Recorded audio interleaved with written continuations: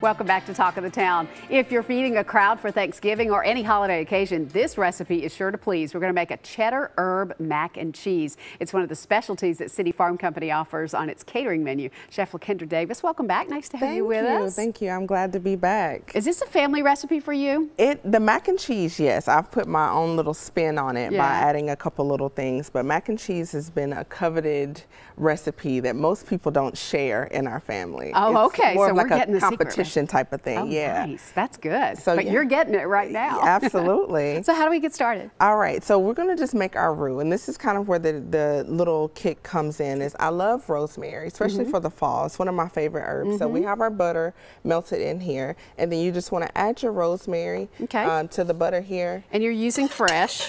Fresh rosemary is always best. If you have dried rosemary, just let it cook a little bit longer to try to soften up just a little bit. As it starts to get a little bit fragrant, you'll know it's ready.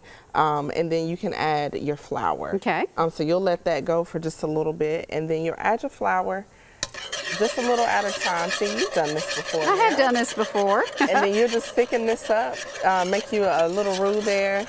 It'll kind of be like a glue paste looking thing, and that'll thicken that'll thicken your sauce up for you. So tell me this: if you don't like rosemary, I love it. My husband does not love it. What other seasoning would you put in? You can use thyme. You can use just other seasonings. Hot sauce adds a lot of flavor to a milk-based sauce. Parsley, even cilantro. All of those fresh herbs work great. Okay. So once that starts to thicken up just like that, it looks then like you'll it's doing well. slowly start adding your milk. And as soon as you start adding your milk, it'll kind of lock up a little bit, and then you'll just keep mixing that in there. And it just gets thicker and thicker. That's great. Thicker and thicker. So the recipe that you're seeing on the screen right now will make how many servings? See, this is like a giant pan. Portion. It's about 25 servings. Okay. So this will get you all the way through the holiday. If you don't have a big family, it'll get you some leftovers in there. Yeah. And then you can just add this milk all the way until it becomes almost like a gravy. But you don't want it too thick because you're going to add your cheese, and you still want it to be creamy. I wish you could smell this. It smells fantastic. I know it seems like a lot of milk on the recipe, but it keeps it creamy for when you bake it and you add your cheese. That way it's not too dry. Nobody likes a dry mac and cheese. Yeah, oh, no.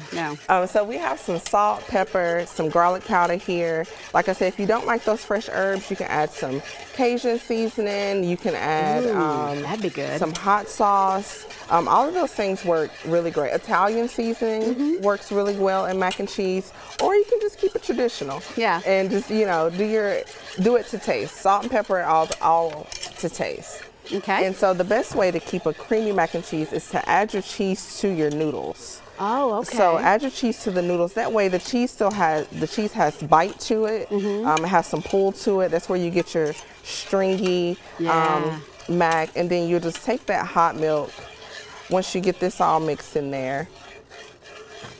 And of course, I've never seen it done that way. That's a great idea. This is the secret here. This is the one that my aunt passed down to me that I haven't quite changed much.